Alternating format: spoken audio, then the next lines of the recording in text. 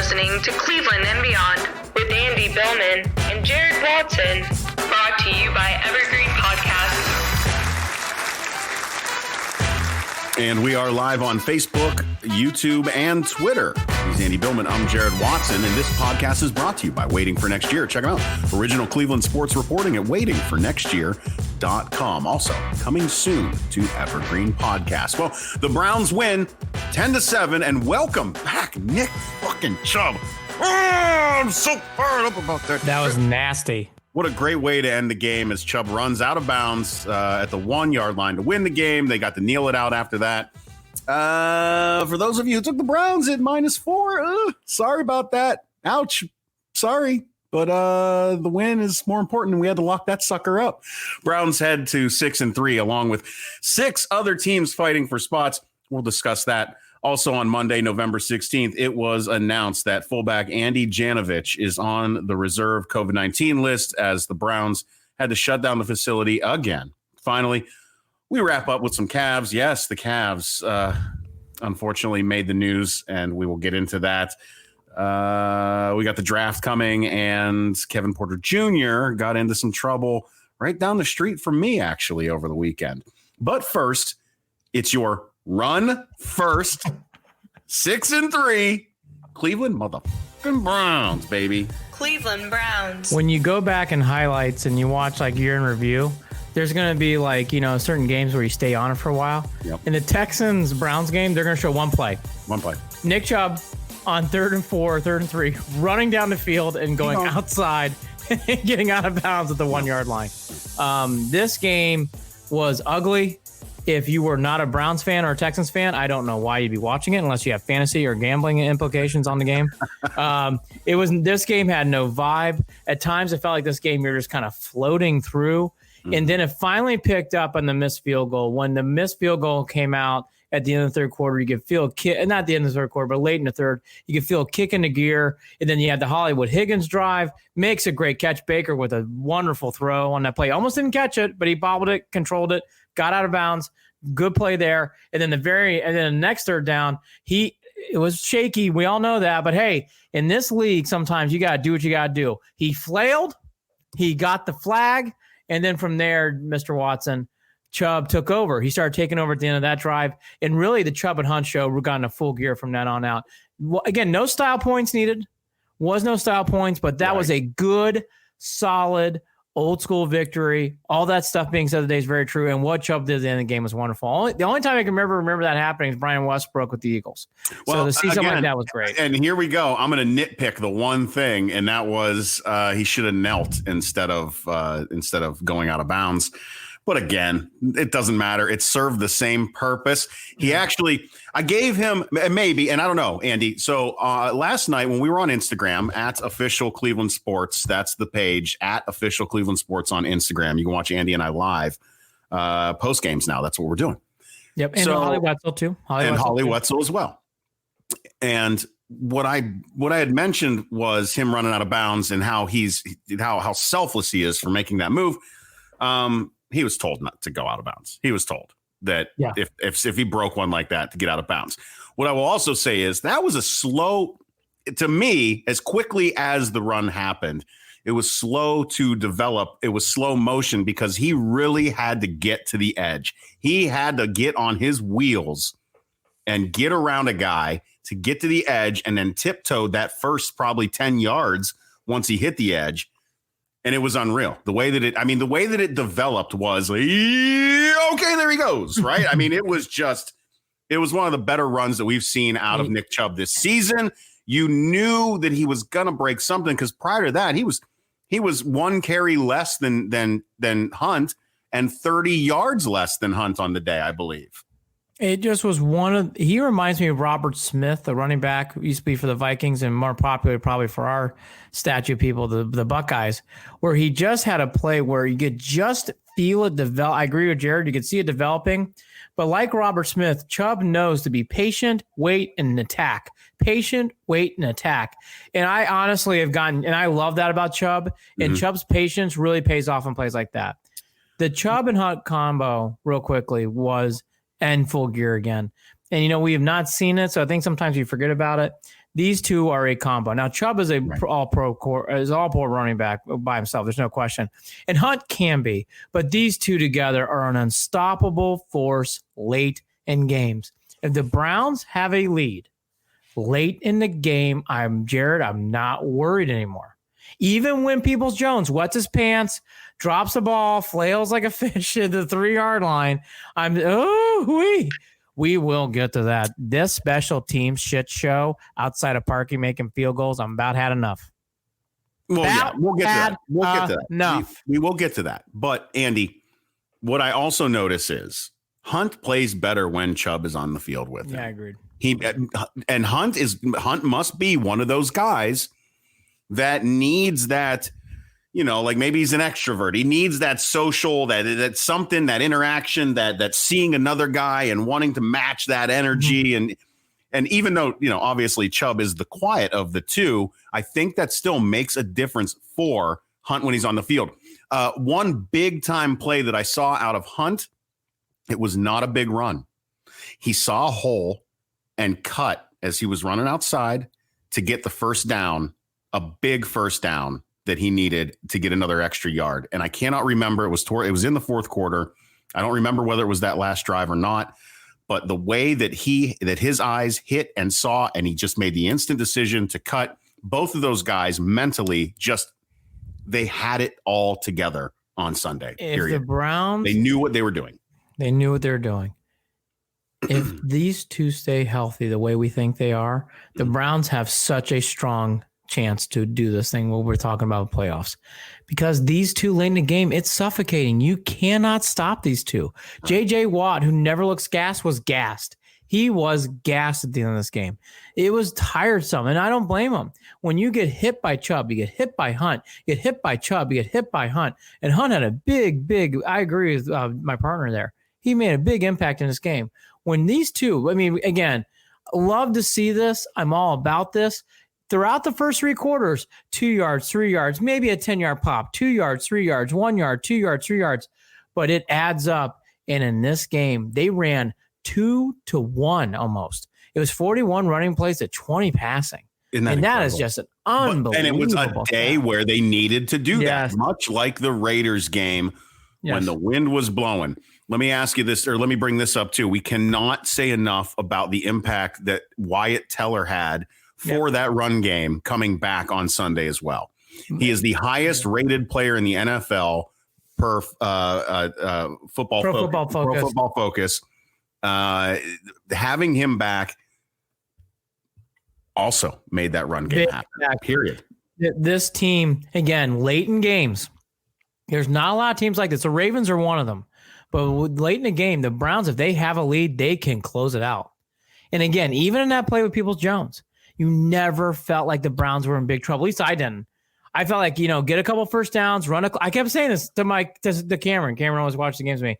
Get a couple first downs, get motion, get a first down. Yeah. And you could just feel that game come together. And that is such a great feeling that we have not had in all my years of being a Browns fan, probably since the 80s, honestly. Well, where it's like, just get the ball late and just run the clock out and get the fuck out of Dodge. And I mentioned this last night too on Instagram, and this was the first time that the Browns have had two 100 rushing yard running backs in a single game since 1966. Leroy Kelly and Ernie Green.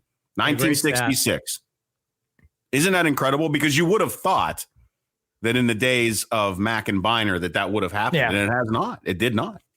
It's tough, and in this day and age too, where it's pass first, the Browns are playing to their strength, and it isn't bullshit numbers. I know there's a stat that they didn't tear it up until the fourth quarter. It doesn't fucking matter. Yeah, these yards all add up. I'm not into stats like that. It's like they did what they need to do when they wanted to win the game. That's my point. And I'll go real quickly on 6. On 3rd and 18, he made the throw he had to make. And that was a dime. And I'll give him credit for one more. He didn't complete it, but throwing that ball above Higgins' head and letting Higgins flail for it was the right play. The fucking Steelers do that all the goddamn time. And it's good to see the Browns starting to step up and do the same stuff. Hey, if they call it, it's up to you to get the flag and get the chains moving. And it's another reason that Higgins deserves to be on the field, because it was heads up for him to make that flop. I agree. I mean, and by the way, and really to get the ref's attention is really what it was, because there was interference there. So he just exaggerated a little bit. Again, I said Oscar worthy for Hollywood. His tweet to last night was great. He goes, "Gotcha, David Chappelle." with the gunslinger, and that is everything you need to know. And I love that. Hey, Look. I wouldn't do that too much, by the way, Hollywood. You do want to get those calls later in the game when you really need it. But all that to be said, it's part of the game now. It's been part of the game for the last 4 or 5 years, and the Browns have not taken advantage of these flags. If they're going to call it, flail. Get the flag. You got to.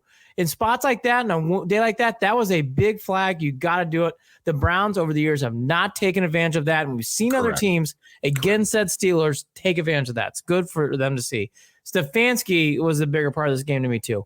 He really did a great job. And Romeo, nice man, lovely dude. He stinks. I mean, in that game, how in the fuck are you passing more than running? I don't care if you can't run. That really did confuse me. That really did. It really did confuse the hell out of me. And let's say this, too.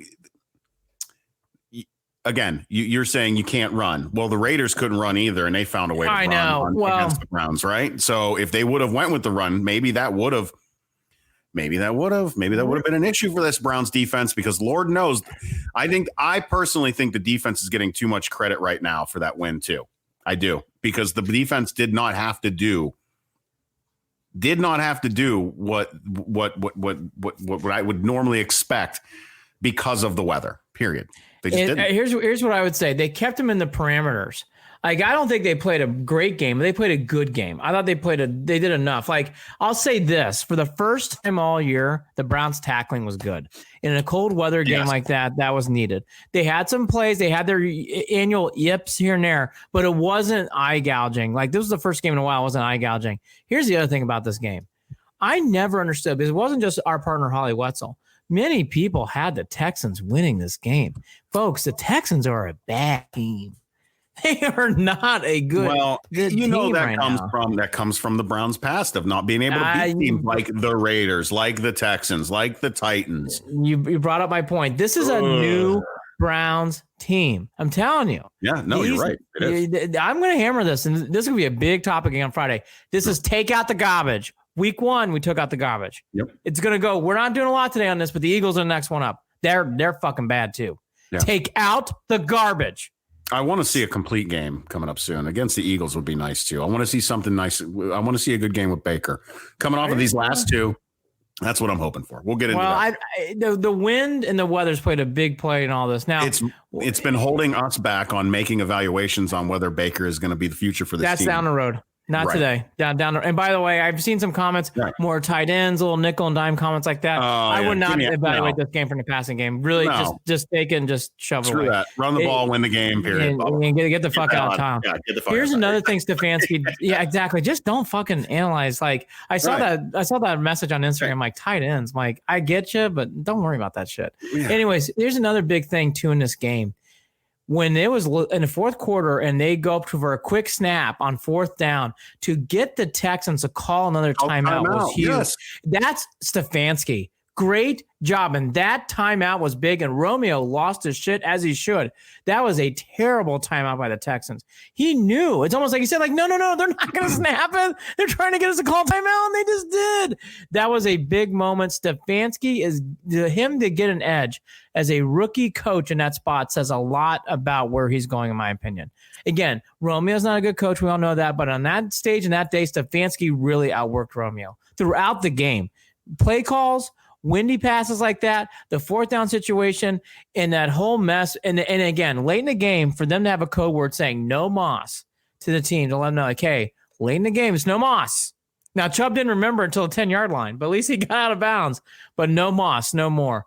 Stefanski's ways are getting in there. Even at the 10-yard line. He's a smart dude. He got in there and got the light bulb on. Jared tipped on it. This is not 85 Bears or Ravens, defense from the Super Bowl year. No. Look, the defense did enough to get the job done. There were some big plays in this game in the second quarter, especially when they are getting down to the second and goal. I know this sounds like an oxymoron, but Sendejo and Goodson actually made a nice tackle to stop Akins at the 2. The Cobb drop, and then Garrett crushes Watson on that quarterback sneak, which was an odd looking Cobb play. drop, though, was also a period where Sendejo kind of fucked up and got picked again. They were picked. They went after, and so I'm not going to sit here and defend Sendejo. Period. No, we're not defending Sendejo. He made a play. He made a play. Cool. Which, by the way, you and Andre Knott can talk about each of the plays that he's made this season. By the way, you each have one for him. He's a paid pro. He deserves. He has to make plays. But I just want to say, Sendejo and Goodson made a play on that play to make it, and then Cobb dropping it. I know Sendejo was out of position again. What a fucking shock. All that to be said, I still don't think Cobb would have scored on that play because he dropped it and he was looking because there was a guy, I forget who was coming. I think it was Harrison again. What a surprise. And Garrett on the Watson play, that was huge. That kudos to Parkey. Fourth quarter, thank God didn't come up today. But I will say early in games and in the games, he makes his kicks, and that was a big make. And they're straight. For the most part, they're straight. Yes. And that 3-0 score held. That was a big 3-0. Yeah. So I give him credit. Garrett is a superstar. We all know that. Denzel Ward, you didn't see him. You know why? Because he locked down everybody. He did a great job in this game. And again, I mentioned this too. Goodson, you could feel in this game. And we're going to start touting him. More Harrison. Harrison at one point came flying up when I expected it to be Myles Garrett, came flying up on a blitz that he looked like a maniac, like a bat out of hell. Yeah. And that kid is going to be something special, period. I love that kid. Yeah. Improved play by the linebackers. Mac Wilson, the unsportsmanlike. That was kind of a bummer to see that called again. We want to talk about the Steelers. That's how they tackle folks on all the plays. And they're going to bitch about him throwing them down to the ground. Look, for me, that was almost incidental the way that tackle happened. And I didn't really like that call, but whatever, we'll deal with it. Outside of that, penalties were not an issue for the Browns. Wills had himself a pre-snap. That's fine. He's a rookie. We've talked about that. What I also want to jump back, and I apologize, I should have brought this up earlier, was the Browns did a good job of controlling Watt, and that's not something that they've done for either Watt in any point in their careers. And they did a good job of keeping Watt in control, and Baker only got, thrown to the ground. I think he got one sack and he tripped over he tripped over the grass or his own feet on that play. It was a weird play where he kind of hopscotched his way. Right. Here's the one thing I'll say: Watt and Watson have owned the Browns, and Watson played, I thought, well, and the Browns survived it. Mm-hmm. The bigger thing in this game, to what you're saying about Watt too, I thought Watt in this game, you could feel his presence, but he didn't take over the game like Garrett's been doing, or Garrett did in this game at times. Again, when you keep running the ball, you want to take out a player like J.J. Watt, that puts that guy in his place. He was gassed. Yeah, well, because they do the same thing that we used to see out of Myles Garrett last season, and there was a lot of over pursuit. There was a lot of get to the quarterback and ignoring the fact that the Browns are more than likely going to run the ball. Yep. Now, they did stack the box, so they got away with it with the run for a lot of the game. But at the same time, it didn't work out at the end of the day. No, it didn't. EJ makes a comment again we've been saying about Chubb. I want to get to a bigger point there that EJ brings up. EJ on Facebook, they could have gone for the TD. He had to bite him in the ass, but that selfless played around the clock, get the W analytics. And to hit his last point there, this team plays like a team right now. You can tell this team has come together. There's a lot of camaraderie on the Browns right now. You love how this team feels. It feels good. It feels like the Indians were the year they were in 16 making their World Series run. I'm not saying that, but it just feels good. Like you like the way this team's vibing. Yeah. And to EJ's last point, this team is smart. We've talked about several smart plays on this team already today, and they do play smart. And we've learned that is a head coach rubbing off on his team. And it shows in this game. Ain't kidding. I mean, it shows. This team has not really changed from year to year. And boy, it feels like a whole lot smarter. Now, to one of the rare things that was not smart, I still love him. And I don't want this to come off as I hate him. Yeah. But Landry in this flag stuff, he's done this in past seasons. He's done this in past games, and it happened again. Yeah. I'm glad to see him catch the ball, and we need Landry. I got to be honest. I'm disappointed in this stuff. It happens too many times. It's happened now in multiple games and multiple seasons. He can't. Jared's got to stop. It's going to start costing him a game. Yeah, It's got to stop. I can't. I'm not a big fan of the defending by saying he's an emotional player. I know. Just stop it. I'm a very emotional person. For anybody who knows me, all right. I've got a lot of emotion. I'm passionate about things that I care about. I speak loudly, and people think I'm yelling, and I'm actually just being, again, caring about something. But I also understand that I have a responsibility to not go overboard, to not allow impulse, control to get in the way of making some dumb decision. And I think that you can't confuse those two things. Landry can be passionate. Landry can be emotional, but Landry cannot have impulse control issues. And that is what that play was. Yep. He got up, he spiked the ball. He's looking right at the defender. I mean, it's clear. As soon as he did it, I'm like, you just gotta just stop it. And maybe part of this is the fact that these DBs, these guys get in his head sometimes, and they do. He's gotten in his scuffles. He's gotten in scuffles in probably half of the games of this season. Oh, Jared's been in multiple seasons now. I love Landry. I love his grittiness. Yeah, you watch. There's some slapping. There's a lot of shit talking. There's stuff that goes on with him and DBs, and I don't get it because in my mind, Landry is such a solid player that his play can just speak for itself, and he can tell these guys, "Go fuck yourself, walk away and be happy with the W." Come on, Jarvis. I just think Landry in those plays is going to catch up to him, and I want to go back to the other one that's a negative to me in this game. This special team stuff. Parkey making the field goal, it's great. Scottish Hammer kicked well. Everything else is bad. The Peoples-Jones, I'm ready. Can't happen.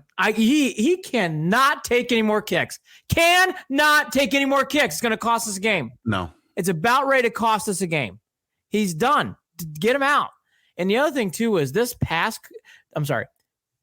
coverage, punt coverage, it's nerve-wracking. Players get loose, and players are going to start breaking one in the house. Jared, I know everybody says Prefer's one of these special teams gods, and he's got all these gurus of plays and all that. I'm ready to fucking see it. I'm tired of this year after year with special teams complacency. And again, on this team, it's weak. It is not good. They are below average on special teams right now. They are just hanging in. And I can't state this enough. Peoples-Jones, a wide receiver, I'm excited. Can't wait to see him run more routes. But this shit of kicking off and getting punts, enough. No Moss. I'm done. I'm out. Well, I don't want any more. I'm with you on this, but I've also somebody had brought this up too on Instagram, and that was they got to do something about Sendejo, and they got to do something about whoever's receiving these kicks. And I got to be honest with you, Andy. I've thought about both of them long and hard. Obviously, they're not going to do anything about Sendejo, or they would have done it fucking 3, 4, 5 weeks ago. I don't get that either. They're not going to. And I don't think they're going to do anything with Peoples-Jones either. I don't think it's going to change. I don't think either of those two things are going to change. Tell me how and tell me why and tell me what. Give me an example of what they would do, because I can't come up with anything. And they don't. There's nothing on anybody's radar about them making a change or making an adjustment regarding that. They are going out there with what they've got, and they are. It's baptism by fire. Either you learn or you burn, and that's it. There's 4 players I hold my breath right now. 4: Olivier Vernon, Sendejo, Taki, and Peoples-Jones on kickoffs and punt returns. Taki was bad too. And those 3 guys on defense and Peoples-Jones, I just hold my breath. Olivier Vernon made a play in that game where he just looked like he was running. It's like he's running in sand, quicksand. I mean, just can't get to the quarterback. Can't get to the player. Teams will attack those weaknesses and score points off of them. They already have. They stick out. Especially with Sendejo. They stick out like sore thumbs, and they really are at the core of what makes this defense look bad. Because let's be honest, Andy, I was worried about the linebacker position, that linebacker core, and they have improved. That I will say that the linebacking position has improved throughout the season. But they were pretty low. But they can only go up. It can only go up. Goodson and Malcolm Smith make you feel better. I will say those, and Phillips is close to coming back, and I think that would be a huge help. So Jared's right. You can see the improvements happening there. Again, not to pick on a dude, but Sendejo, we all know he stinks. It's Captain Obvious, whatever. I don't understand why these small things won't happen. Okay, on the other end, Ogunjobi, haven't seen you since week 2 or 3. Thanks. Good to see you. Welcome Richardson. back. Yep. Yeah, welcome back. Yeah, Ogunjobi stood out, and he had himself a decent game. He really did. And Richardson hasn't played well since the Colts game. It was good to see him. He played well in this game. Yep. I thought he had a nice game all the way around. And Mac's still not back in his passing game abilities, but Mac played better again. Like, I'm seeing slow improvement, so it's hard to pick on him. I thought he did a much better job too. He'll find himself. He'll find his footing, I think. All that to be said, we've done almost a 25-minute podcast, and we barely talked about Mayfield. So here's the big thing again I want to get to real quickly before we do our 2 or 3 minutes before we move on to other things. Mayfield in this game, again, don't break down his passes. You cannot do that. The thing in this game that needs to be brought up, how many interceptions does he have? Oh, that's right, 0. Goose egg. And that is big in these kind of games. He did not do something to cost the team to lose the game. Almost. There was an almost, but, horseshoes and hand grenades, brother. That's right. Didn't have to worry about it. It did not happen. And again, there's going to be games like this, and there's going to be games like the Bengals game. This is one of those other games. Mm-hmm. It's a Chubb and Hunt show. Let them rock and roll, and on you go. And by the way, I don't think you're going to see as much these next 2 games either. The Eagles and Jaguars are winnable games. If you control the game like you should be running the ball late and getting out of Dodge with a win. So it really shouldn't. These next 2 games to me with Mayfield, I'm not really looking to break things down. I wouldn't get too analytical unless the Browns are behind. They need to come back and win. But if it's a normal game like this, yeah, you want to talk about how he plays and stuff. And yeah, we want to see him improve. Obviously, the 2 last games with the weather don't count to me, at least to me. They don't count for me. Can't. But I will say he did not lose the games. And that's a step forward. I know people don't want to hear this. It's not sexy. That's a step forward. These passes he made the last couple of years, and that pass he made in the Bengals game on Thursday night was miserable. He didn't do that here. That's a step forward. That's a good thing. Yep. You take these wins. You get these gains. I got to bring it up. Is it the OBJ factor? I don't think so. But again, I heard that from Holly. I don't think so. I honest to God, no, it's got nothing. And I don't even think that these last 2 games. Now, I will say that Odell on the opposite end of the spectrum would have made an impact in that Raiders game, right? I mean, there's explosiveness there that Odell had that you're already missing with Chubb. So to act like you can just say that they're better without I can't do it. I am not in a place to say that the team is better without Odell on the field. It still makes me feel uneasy even having that conversation. I don't like it. I don't buy into it. I feel like it's a scapegoat answer. I feel like it's a flashy, easy answer. I feel like it's something that's a headline to get people to listen or to watch whatever it is that they're, that they're talking about. I'm just not going to play that game. I'm not going to. Not right now. His surgery went successful. Looks like he's doing well, and I hope all is well to him. And again, one last point I just want to bring up. In these games, there's going to be moments where Mayfield's going to make passes. We all know that. And we all know you need Landry. You're going to need Hollywood Higgins. You're going to need Peoples-Jones. You're going to need Hooper. I would not get too hung up on this team and who catches the ball. I don't give a fuck. Too many people are like, I wish Hooper got the ball more. Yeah, I don't care. But I mean, that's the thing. They didn't throw the ball a lot, and he did spread the ball around. Hooper had a catch. Landry had a catch. Peoples-Jones had a catch. Higgins had a catch. You felt their impact. Everybody had an impact on this game, which was not like the Raiders game. Hunt would have had a catch. I think he dropped one or something. Yeah, he did. And that was a tough play. That was the only throw. Right, and that was the bad throw. That behind the back. He had a series of 3 bad. I think that was a part of a series of 3 throws that were bad, and that one should have been there. Friday morning, we'll get into the Eagles game. The one thing I want to tap off here on the Browns on a great win. Good to see it. This is now jumbled, which always is the case in the NFL, but it's really jumbled. There are multiple teams at 6-3. Mm-hmm. The Ravens, who had a bad loss in New England, they made too many drops in that game. Needed that win. Hey, good for the Pats. We needed that. That brings the Ravens back to the pack. I want to hold them last. Colts beat the Titans, so they're now both at 6-3. The Raiders keep winning, the Broncos, and the Dolphins won. They beat the Chargers. So all these teams are at 6-3 with the Browns. So it's a long road to go. Here's the good news. Yeah. You want the good news? Let's do it. Play the Eagles. You play the Jaguars. Mm-hmm. You play the Jets. You play the Giants. Mm-hmm. Those are 4 very winnable games. Mm-hmm. That gets you to 10.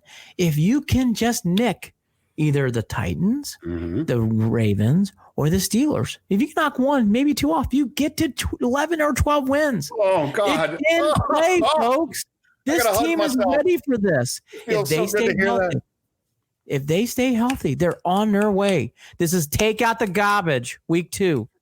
We'll get into more on Friday. But the Eagles, you have to take out the garbage. Not a good team. And I don't want to hear this shit either later in the year. The Giants are improved. I don't fucking want to hear that shit. The NFC East is garbage. Win those games. We've had to play that awful, nasty NFC West last year. Take advantage of the NFC East. They're down. Win those games. And beat Jacksonville. Big, big, big games. But look, there's a long road to go. The Browns have a little pad. The reason why I bring this up is there's a logjam at 6-3. Keep winning. Keep pushing. And now the Ravens. That Ravens game. I know the Steelers game's huge. We all know that. That Ravens game's gotten much bigger now with that loss. They are both 6-3.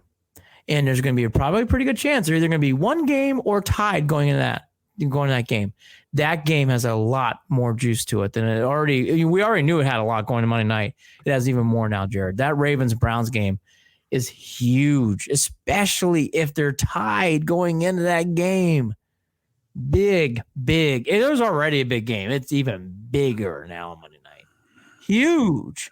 This is the game that's been sitting in the back of my mind, especially after this last one. Yeah. And especially after last night. Yeah. I genuinely think that if the Browns are going to take one of those 3 last games, one of those 3 games that they have to take, that's the one. Yeah. That's the one. Because you get to possibly rub a playoff spot rub their noses right in that shit. Yep. I really think that's a big game. I know that Stefanski is a coach who says 1 week at a time and hasn't, but no, they didn't get up for the Steelers game. They clearly didn't get up for the first Ravens game. You got to get up for this one. You got to. You can't act like just because you get up again. I think that's a part of it is that he's afraid, and maybe he's not afraid, but some of these guys get confused between getting up for a game that's a big rivalry game, that's an important game, and also going over the top with losing their composure. Yeah. Right. Because that's something the Browns and those young players have done in the past. They get up for a game, they lose their composure, they play like assholes. And they've done it. They did it. They did it against the Steelers, do it against the Reds. They've done it. They've done it a bunch of times. They can't get up. Look, you got to find the balance. Get up for the game, understand its importance. Don't just act like it's another 1 week at a time bullshit game. No, it's a little bit more than that. But don't go over the top. Don't go fucking don't listen. Don't go full. You know what? Just don't do it. Don't do it. Here's the other good news when these 2 games coming up. The Raiders play the Chiefs on Sunday night. That's a big game. The Dolphins, I believe, they play the Bills in one of these next 2 games. That's big.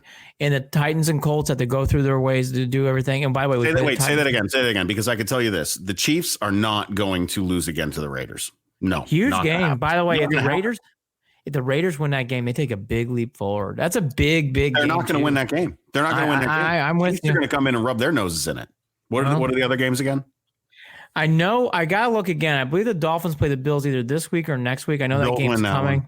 Yeah, I think the Bills are due to win that. By the way, the Bills are also at 3 losses. Now, they're at 7-3, but they're also at 3 losses. I expect the Bills to be in a play. I expect them to have a playoff spot. I really do. The Bills and the Raiders, to me, look, in the Ravens, those are teams that's like, gosh, it looks like they're on their way. So the Browns and the Ravens, to me, is the game. The Colts and Titans, one of those teams are going to win the division. The other team, I don't know. Dolphins, I just hate saying it's a rookie quarterback, so whatever. But the Ravens and Browns, it means that much more now. And my fucking God, why can't the Steelers lose? Just real quickly. It is just so... Bro, they're going to lose. Don't worry. You know when they're going to lose? 17, I know. They're going to lose. No, they're going to lose. They're going to lose in the playoffs. Oh, God, be great. Fucking great. God, be great. Think about it. Let's just marinate on that for a little bit. Fucking Joe Burrow. I told my wife the other day, I said, make it like, what was it? 08, 09? 08, 09. I said, look, the Patriots were undefeated until they weren't.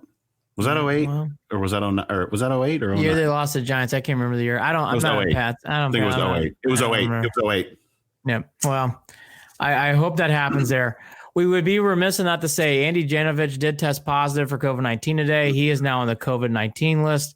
They had to shut down practice facility again. Hopefully it's one of those situations again. Contact tracing does its part. No one tests positive, and they open the doors on Wednesday. If so, it's not really a big. Again, the Browns have gotten lucky. It won't be a big deal because Monday's more. He's healthy, yeah.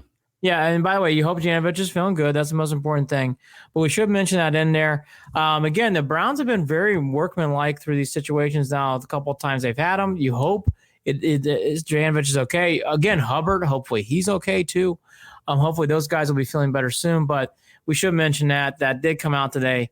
And Janovich, interestingly enough, I was marking down at one point, I'm like, boy, I haven't seen him much in the game. I kind of wonder at one point if they figured that out. Because he did play.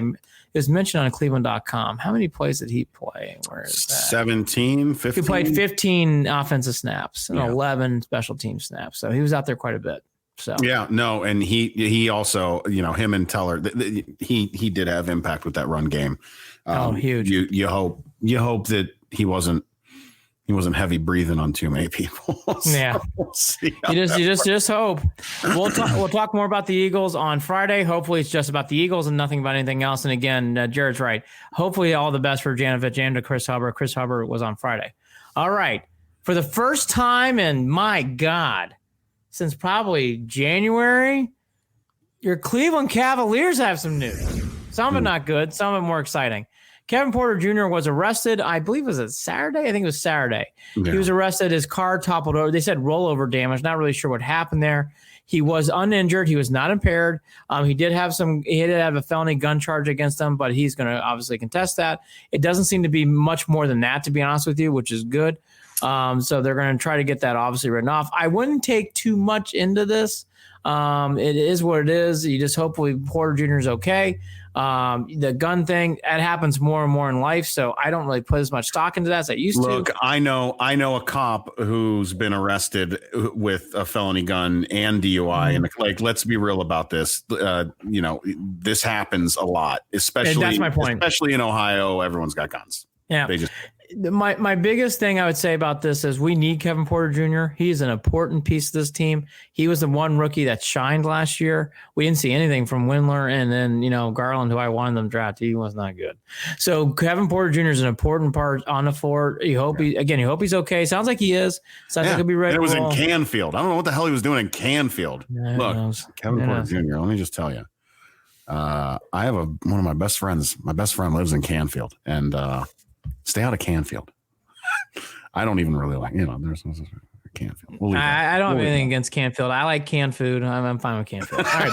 Look, Kevin Porter Jr., hopefully he'll be ready to rock. Just being a smart ass. That's all. Yeah. High school rivalries. So for everybody getting their OB Toppin jersey, we should pump the brakes. I've been reading a lot on Sunday. Is it Toppin or Topin? Because I Toppin. Is it Toppin? OB Toppin. I read into the pronunciation guide world, and I listened to a couple of Dayton Flyers game, not exaggerating on YouTube. OB Toppin. So everybody's got their Toppin jersey. Pause, because I'm hearing a lot, and this is not an easy last name. It's Denny Avdija.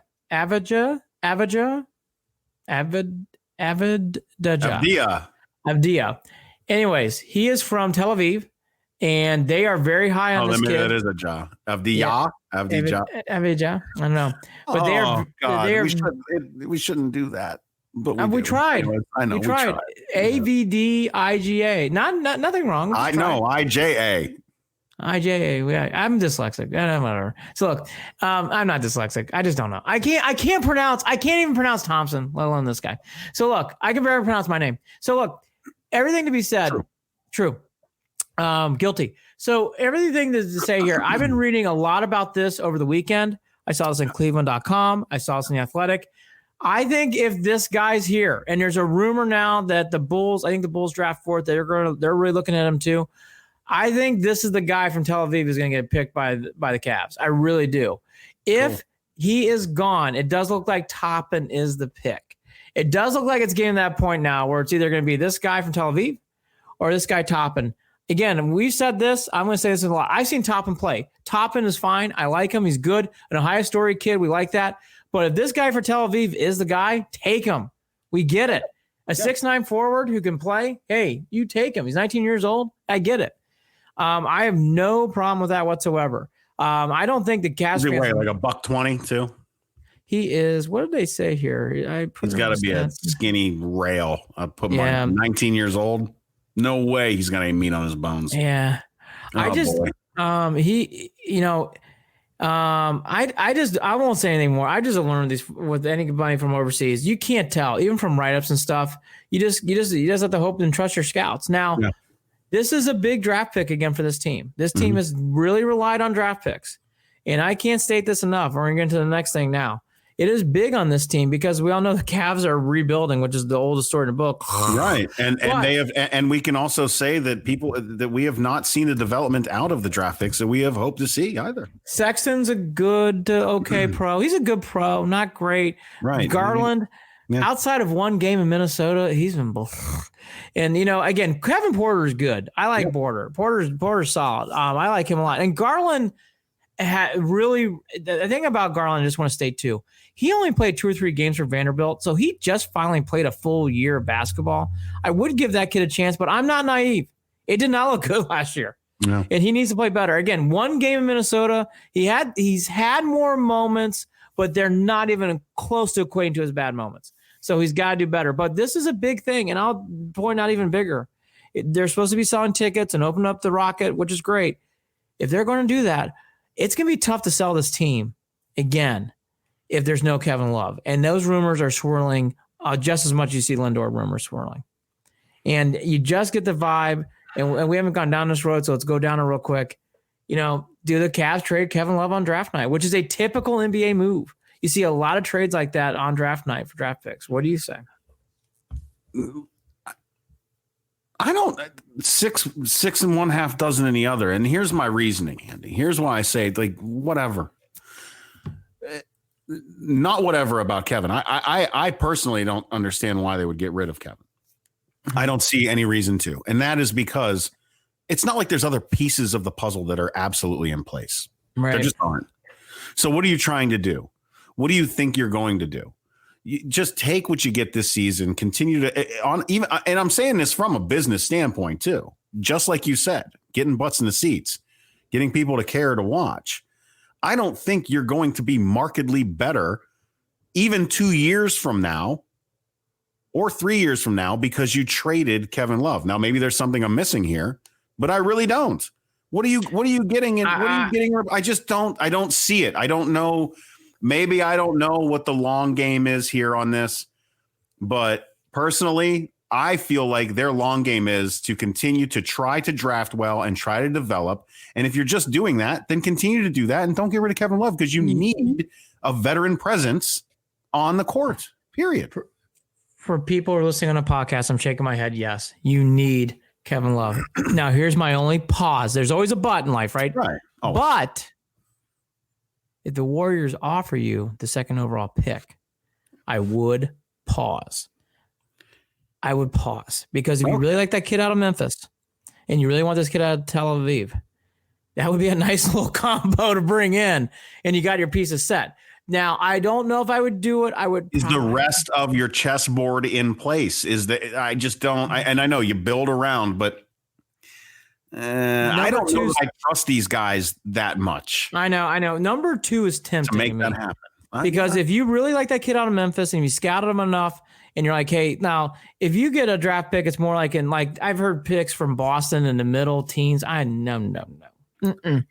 But if you get a number 2 overall pick for Love, you got to pause and really, really think about it. It's hard because if you really like that kid Weissman out of Memphis and you really think he's going to be the guy, and Weissman will not be there at 5, you got to really sit and think about it because that is a future piece along with the other guy from Tel Aviv. You could, that's a rock and roll lineup for future years.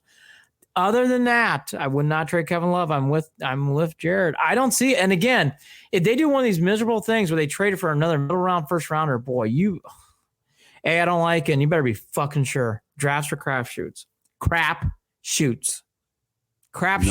No doubt about it. And I'm going to give. Look, that's for the rest of my life. I'm glad I learned this at 39 because there are people in their 60s and 70s that still believe that they've got some secret fucking power to be able to decipher whether a draft pick is going to be good or not. Sorry. No. You don't have it. You don't. Will you be watching any second of the draft? Only if I remember. When is it again? I mean, really. Wednesday. You should be watching Set the Edge while we talk about it. Of course. Well, I'm in class on Wednesdays. What time? What time? 8 o'clock. 8 o'clock. Oh, no, I can do that at 8 o'clock on Wednesday. Yeah, I can do that. Yeah, I finish my stats class. I do the homework. And then, I Live from Bristol, Connecticut, by the way. Live from Bristol. ESPN campus. Who? The NBA draft. I meant you and Set the Edge. You got press passes already. What the hell? No. You and Holly got press passes. We don't got nothing. No, I'm right down the road from Bristol. I will not be there. I pass. By the way, they don't with COVID. They don't want anybody. Yeah, you don't want to be around people. No. So that is your Cavs. God, it's been so weird. We have not done a Cavs update in months. But that was actually a decent, worthy update on the Cavs, in my opinion. Right? If I had to grade that, which big draft pick. You've heard a lot of things too about Larry Nance Jr. rumors. I've heard a lot of Larry Nance Jr. rumors being traded. I would not be thrilled about that, but maybe again Boston being sniffed. Again, I think, and again. I've seen a lot of that too. In this NBA COVID world, with the finances going on, I'm just telling you what I read. Who did I just see just turn down their option too? Who was it? It was a money move, and it made me. It surprised me. That's all. It was just a money move, and it surprised me. And one more thing too. I think it was like $27 million. Yeah. Like, what are you doing? I would love to see Thompson come back to the Cavs. Would love it. I don't think it's going to happen, but I would love to see it. Why not? He's a good, solid pro. Would like to see it. He is, and he's a good dude. Even great for the family. I can't say this enough. The Thompson-Drummond combo late in the year before COVID was working. I know people don't want to hear that. It was working. Yeah. Boy, I only got 2 or 3 games and COVID hit. Mm-hmm. Oh, well, all right. Let's turn the page back to college football, which was a weekend. I mean, my God, there was just no Bama, no Buckeyes, no Clemson. Oh, boy. But my Irish are playing. Yeah. Book shines. I'm not going to break down that game because I've been told by people who I love in the industry that was a boring game, Billman. So I'm not going to break it down. But I'll just say this. Book played really well. He excelled in that game. Williams, who looked great the following week, did not play well, but Book picked up the parts. They did enough to win. BC's average at best. They're not very good.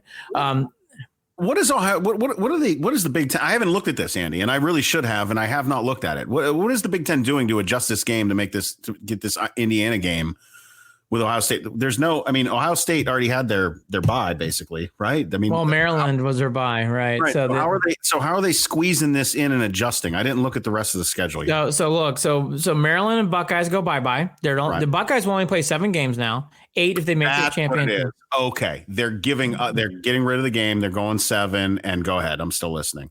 There's 2 developments that I'm seeing in this game. The Buckeyes IU game's huge. IU's for real. This is a legit top 10 team. Yeah. Now, are they top 5? No. Are they top 10? Yes, which means the Buckeyes can lose this game. This is the game. This is it. I think between this and Wisconsin, I'm going to get to Wisconsin in a second, and you better fucking believe it. We're talking about Michigan. But back to the Buckeyes. We'll get to that. Oh, don't you worry. I watched that rain-filled soaking game playing Scattergories with my kids. I watched that game. I watched that game. Good time. I love Scattergories. I did. I may have lost first game, but I was playing with. I'm dating this girl Nicole. I was playing with her daughter Sydney. We won round 2, maybe round 3. We won. It was a big letter J, cleaned up. So the Buckeyes. Solid letter, brother. Oh, great letter. So I love the letters S's, T's, and R's in categories. That is like the magic letter. Buckeyes. This is a big game. This is also a big game. I know it's about the team. This is a big game for Justin Fields and the Heisman. Trask for Florida has become the big front runner. We have not had a front runner yet. He has become that front runner. He's having wonderful numbers, and the Gators, who we have some good Gator buddies who are very excited. They are seeing Trask come away with this. I know it's about the Buckeye game, but I will also say, if you want the Heisman for Fields, this is a big game. He needs this game. He needs to play well. He needs to come out there and do the good things. I love this game. IU's for real. IU's not going to get blown out. I'd be shocked if we come here on Monday night saying, boy, that was a blowout. I just don't see that happening here. The other big game, Wisconsin. Let's get to Wisconsin and Michigan last. Wisconsin looks for real. Now, they have not only played 2 games, which is so weird, is they had COVID back-to-back weeks, so no Nebraska and no Purdue, but they finally played this week, and they looked good in the big house. Mertz is the real deal. Wisconsin, Ohio State is a sexy Big Ten championship game. Cool. Love that game that happens. I think Urban just talked about that game the last time. The big one happened. Had to run it up so that they can get into the old playoff there. And EJ and Facebook. Yes, and EJ and Facebook. So funny. The letter people say the letter of the day is Jay. Gosh, he is our kind of guy. I love the letter people. I love that show. And I don't even think there's a whole bunch of people like, who the fuck are the letter people? No, the letter people we used to go to the library in elementary school and watch those. They'd roll in the TV and put in the VHS. Yeah. Yes. A good 15 minutes of your life. You just LIBRARY, the library. Bum, bum, bum, oh my gosh! Look at Jared. I think it was Mr. Q married Miss U. It was a big deal. So all that to be said, it was it is a great show.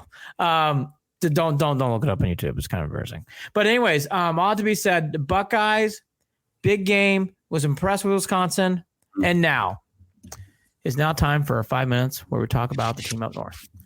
Okay. I would just like to give a special shout out to the rain. It helped with the storyline for this game because to watch Coach Harbaugh get his ass kicked like that with a pouring rainstorm with no one in the big house. Yeah. I watched every second of that game. That was a lonely, lonely stage. And if you don't think, I've been surprised people all give Harbaugh another chance. You ever wear khakis in the rain, by the way? Well, he was wearing proper protective pants. But let me just say this again. Okay, because khakis in the rain. Yeah, it's not good. Look, I know people are like, you're piling on. I'm gonna write it. I'm gonna write that song. Khakis in the rain. Khakis in the rain. I know people are like, you're not giving Harbaugh a fair chance. Fuck it, folks. It's over. It's over. How many years has Harbaugh been there? How many years has he recruited? How many bunk beds has he slept in with recruits? Over, folks. This is not working out. Now, Franklin got his ass kicked again. Now, he lost in a close game at the end. He's 0-4. Franklin's fine. You'll see him next year. Oh, that bothers me too, because I got to be honest, because the both of them, and this came up this weekend with a couple of friends.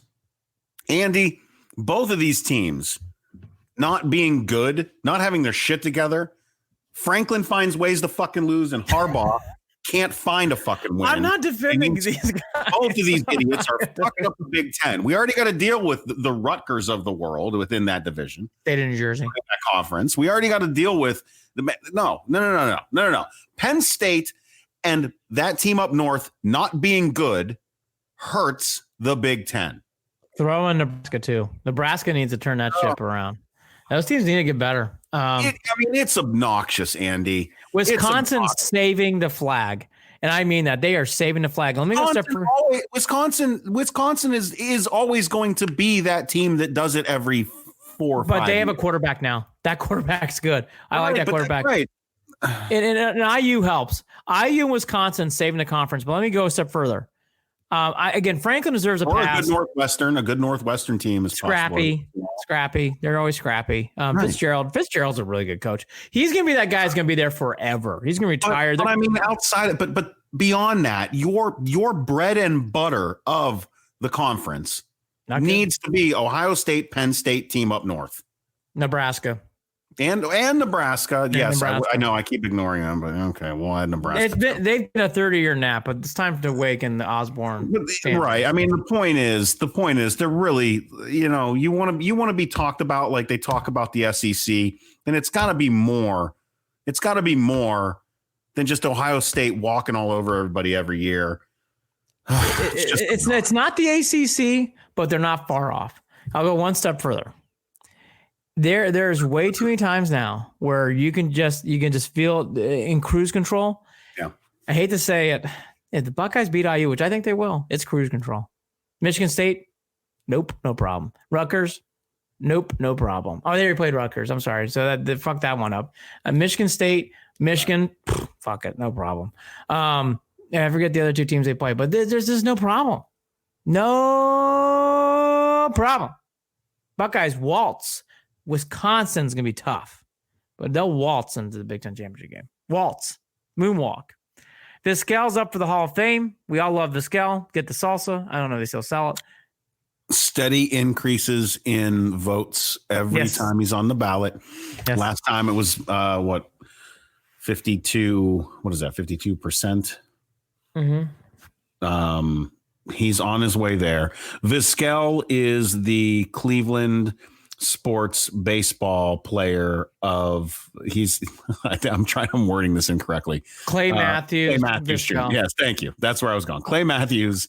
Yeah, Omar Vizquel is the Clay Matthews of baseball. I want to add another guy. Kenny Lofton should be in the Hall of Fame. I know people think it's a joke. I think Kenny Lofton should be in the Hall of Fame. I'm going to fight that one until the cows come out. Yeah, I'm with you. Albert Bell. If Kenny Lofton was in it, I mean, wait, what was that trade with Kenny Lofton and David Justice? That was for Rocker. Then they got Marquise Grissom back too in that deal. It was Rocker. What was it? Rocker? This is my point: is the way that those trades even went down. You know what? They didn't. How is Kenny Lofton not? And you know what? It wasn't Rocker. It was not Rocker. I'm fucking this up. Marquise Rocker was after that. Rocker oh was my way God! After Remember that fucking disaster? Oof. But Marquise that Grissom, tank ran out. That guy, that racist piece of shit. All right. Awful human being. Not a guy you want to dig up and ask you, how are you doing? Got a few of these assholes on Twitter now. Yeah, they do. Yeah. Insert Kurt Aubrey Schilling, Huff. Kurt Schilling, Aubrey Huff. Aubrey Huff. But fuck yourself. Going back to we can go on. I'm going to stop. So they could do a whole show on these people. I know. But not today. Not enough time. Not enough coffee. But I'll say this though, like Vizquel, Lofton, be nice to see. Bell to me has been more of that level. I think Vizquel and Lofton are above Bell to me. Bell's always going to have issue because corked bat and being an asshole, being a dick. The other thing too, which we didn't touch upon on Thursday night, J-Ram finished second, which was great. You'd love to see him win, obviously, but it's good to see him finish second in a quiet fourth for Bieber. Quiet fourth for Bieber in MVP Valley. So, like to see J-Ram win. Obviously, want to see that, but at least he got second. That was I thought he should have won. Honestly, I thought that series he played. No, go ahead. You're good. The series in the White Sox, he should have won that MVP. I'm sorry, he outplayed the White Sox. People forget that. We did talk about it briefly, though. We did bring it up because that was I mentioned that J-Ram is now this is three out of the past 4 years that he's been in the top three. Yeah, for MVP. Yeah, it says a lot. I mean, look, this says a lot when we're talking about both him and Bieber, Cy Young Award winner, and the team being the Golden Glove team.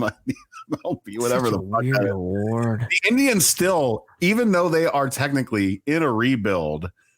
Which I don't even know if I call it that. They're just whatever. There's reload. I'll call it reload. They still have a chance at competing. I mean, they're going to compete in the Central next year. So you have much higher hopes. I'm going to have to really get in. I don't know that I have high hopes. I'm just saying that I can't. No. I can't write them off yet. I just can't. I should have added an ER. Higher hopes. I don't have as higher hopes I can't talk because I'm tired now. I don't have as high hopes. I think this team is very 81-81 if they play 162. I just see 81-81. Maybe I'll feel differently as we go along throughout the winter. Right now, I see 81-81. And honestly, it's because I don't think Lindor is going to be coming back. Those rumors have stopped right now, which is not unusual this time of year. Don't be surprised after Thanksgiving they whip back up. We are brought to you by Waiting for Next Year. Check them out. Original Cleveland Sports Reporting at waitingfornextyear.com. Don't forget, check us out on Twitter at CLE and Beyond, at CLE and Beyond. Also, shoot us an email, Andy and Jared at gmail.com. That's Andy and Jared, JARID at gmail.com. And do not forget to check us out on the official Instagram page at Official Cleveland Sports, at Official Cleveland Sports. Myself, Andy, and Holly Wetzel hop on there after Browns games Sunday nights at about 8:00 and roll into discussing all that happened during the game, whether we loved it or whether we hated it. We're going to be there. And also coming soon to, officially coming soon to Evergreen Podcasts. Andy, final thoughts? Wednesday, set the edge. NBA draft night should be great. Friday, you and I tee off the second week of Take Out the Garbage. beating the Eagles, which he should. Previewing Ohio State. I'm excited about Ohio State IU. And then finally, let's give a shout out to Kaylee Waterhouse, who is slowly becoming a Browns fan. Her poor 49ers could not get it done. I told her you should just switch teams. Yeah. Who gives a shit how many fucking rings you won in the 90s and 80s with Joe Montana and Steve Young? Who gives a fuck? Come back. She wasn't even born then. No. They weren't that good. They were actually really good. Who cares? Ed DeBartolo's from Youngstown. Come on. I got to drive past. Yeah, I drive down Market Street and look at that fucking 49er sign that is the size of the whole front of the building. Last thing, and I am done. Did you watch any of the Masters? I did not. And I was shocked. I did not watch a second. No, but I heard Tiger had a 10. I didn't even know that. I got a 10 on a hole. I tried getting into it. A bunch after that. I tried getting into it on Saturday. Could not do it. Ended up watching Miami, Virginia Tech. That was the first time I felt the pandemic hit me. It's like, Masters is for the April. I just can't do it in November. I had a funeral, of course. I'm sorry. That's right. For Uncle Dooney. That was on Friday, but I didn't actually stay. I probably should have, but I didn't stay. I had the kids. I should have stayed, but I didn't stay. Just the whole COVID thing throws me off. And then Saturday and Sunday, it was kind of quiet. Kind of hung with my dad, listened to some albums. No, I didn't do a lot of sports over the weekend. I just prepped for that Browns game. But once that Browns game starts, I glue my ass to the seat. I watch the entire thing, and I'm taking notes the entire time, getting ready to do what we did on Sunday night. So outside of that, I didn't care about anything else. I just didn't. Yeah, the Masters just came and went to me like a fart in the wind. I know other people were really excited about it. I just blew in and blew out. I seriously just did not care. Anyway.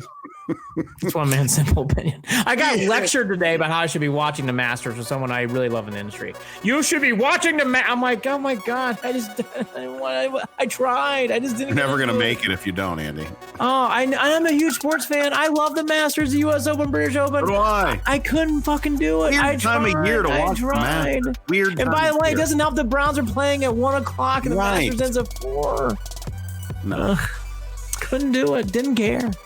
He's Andy Billman. I'm Jared. I love a green jacket. He's Andy Billman. I'm Jared Watson. Browns are 6-3, motherfucker. Yeah. Nick Chubb is back, motherfuckers. Yeah. About to whoop that ass all the way out, motherfuckers. Go Browns. Talk again soon. Sorry about all the MFs. No, I'm not. I'll do it again every week. Okay, bye. Love you. Cleveland and Beyond with Andy and Jared is a part of Evergreen Podcast. You can follow them on Facebook at facebook.com/Cleveland and Beyond, on Twitter at CLE and Beyond, or shoot them an email at andyandjared@gmail.com. And don't forget to visit the website, clevelandandbeyond.net.